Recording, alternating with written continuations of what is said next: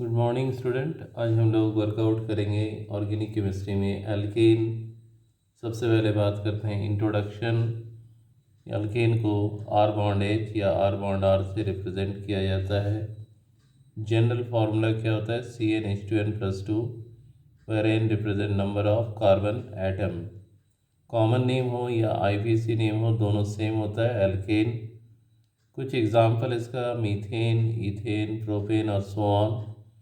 और इसको इस तरीके से लिख सकते हैं। मीथेन के लिए CH4, इथेन में 2 कार्बन तो CH3 बॉन्ड CH3, प्रोपेन में 3 कार्बन तो CH3 CH2 CH3, ब्यूटेन में 4 कार्बन तो स्टार्ट और एंड में CH3 लगाना है और बाकी 2 कार्बन CH2 CH2, तो ये क्या हो गया? ब्यूटेन। बॉन्ड लाइन रिप्रेजेंटेशन करेंगे। मान लो प्रोपेन का करना है तो इस तरीके से हर एक पॉइंट जो है एक कार्बन आइटम को डिनोट कर रहा है।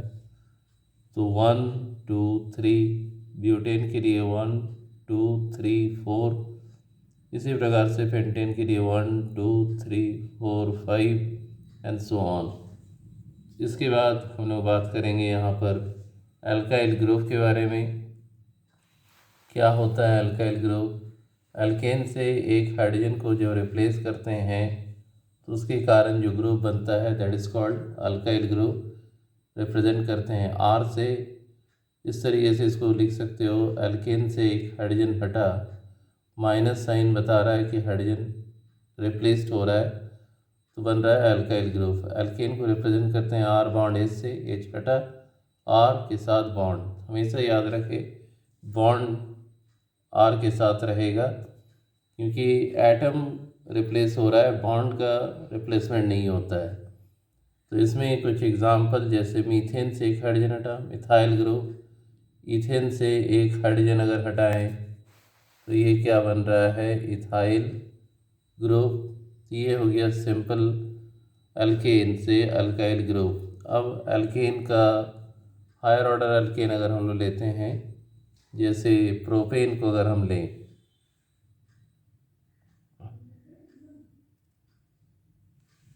अगर प्रोपेन को अगर हम लोग लेते हैं तो क्या होता है? देखो यहाँ ध्यान से देखना, CH3 CH2 CH3, इस कार्बन का डिग्री क्या है? 1, क्योंकि ये एक कार्बन के साथ जुड़ा हुआ है। इस कार्बन का डिग्री है 2, तो ये 2 कार्बन आजू बाजू में जुड़ा हुआ है।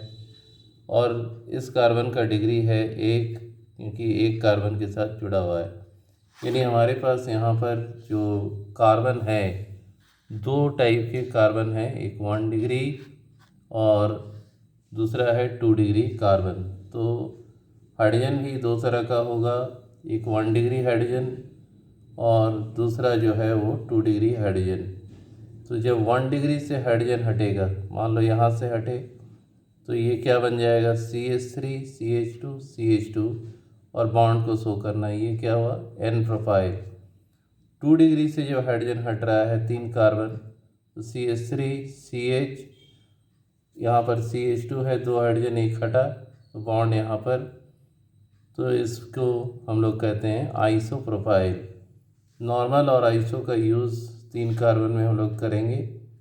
1 डिग्री से रिप्लेसमेंट के कारण जो अल्काइल ग्रुप बनता है उसमें नॉर्मल, और 2 डिग्री से हाइड्रोजन का रिप्लेसमेंट जो होगा उसके कारण जो अल्काइल ग्रुप बनता है वो आइसो।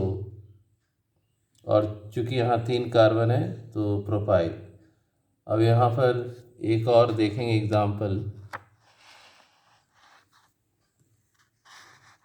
ध्यान से देखोगे। ब्यूटेन, ब्यूटेन का अरेंजमेंट इस तरीके से कर लेना है, CH3 CH2 CH2 CH3, और यहाँ पर डिग्री सबका लिख लेना है। ये 1 डिग्री है, 2 डिग्री है, 2 डिग्री है, 1 डिग्री। डिग्री के बारे में हम लोग पहले ही बता चुके हैं कि जिस कार्बन का डिग्री देखना है वो एडजेसेंट कितने कार्बन के साथ जुड़ा हुआ है। तो अगर यहाँ से 1 डिग्री हाइड्रोजन रिप्लेस्ड होगा तो हमारा बन रहा है CH3 CH2 CH2 CH2 bond. तो स्टेट चेन है N नॉर्मल, और 4 कार्बन वाला अल्काइल ग्रुप क्या हो गया? ब्यूटाइल। और 2 डिग्री से अगर हटा तो यहाँ पर कोई भी 2 डिग्री ले सकते हैं, इसको भी ले सकते हैं, इसको भी ले सकते हैं। तो ऐसे में ये बन गया सेक ब्यूटाइल। अब इसी 4 कार्बन को इस तरीके से भी हम लोग लिख सकते हैं। अगर इस तरह का पैटर्न दिया हुआ है तो यहाँ पर ये क्या हो गया, 3 डिग्री कार्बन है और 3 डिग्री कार्बन के साथ जो हाइड्रोजन हटा तो ये जो ग्रुप बना इसको हम कहेंगे डट, और 4 कार्बन तो ये ब्यूटाइल ग्रुप। तो इस तरीके से अल्काइल ग्रुप को समझना है।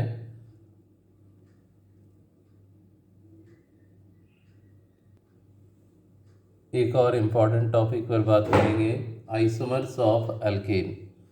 आइसोमर्स के बारे में हम लोग जानते हैं, having same molecular formula but having different structural formula, तो उसको हम आइसोमर्स कहते हैं। और स्ट्रक्चरल आइसोमर्स और स्टीरियो आइसोमर्स दो पार्ट है आइसोमरिज्म का। स्ट्रक्चरल में चेन, पोजीशन, फंक्शनल, मेटा, टोटो और रिंग चेन आइसोमर्स आते हैं।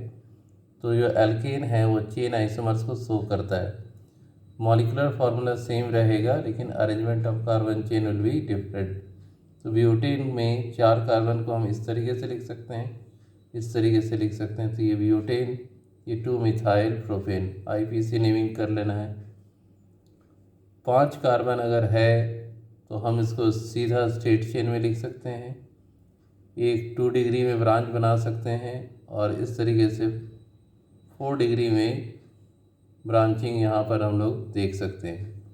तो पेंटेन अगर है तो स्ट्रेट चेन वाला नॉर्मल पेंटेन, ये हो गया 2 मिथाइल ब्यूटेन, ये हो गया 2 डाईमिथाइल प्रोपेन।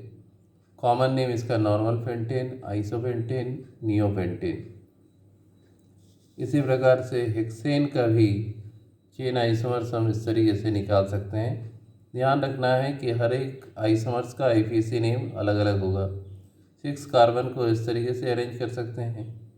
फिर एक बार नंबर 2 में 2 नंबर पोजीशन में सब्स्टिट्यूएंट लगा सकते हैं, कार्बन 3 में लगा सकते हैं, इस तरीके से कर सकते हैं।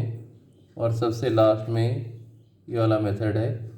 तो हमारा हेक्सेन में चेन आइसोमर्स कितना हो रहा है, 1 2 3 4 5। अब हम लोग बात करेंगे प्रिपरेशन ऑफ एल्केन का, how alkane is prepared. Alkane बनाने के लिए क्या मेथड है। तो सबसे पहला मेथड, बहुत सारे मेथड है लेकिन हमने स्टार्ट किया डिकार्बोक्सिलेशन मेथड। डिकार्बोक्सिलेशन में कार्बन डाइऑक्साइड बाहर निकलता है।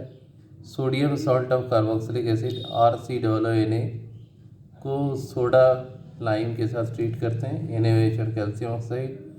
तो ये R और ये H ऐड हो जाएगा, RH + Na2CO3। तो ये हमारा एल्केन बन गया।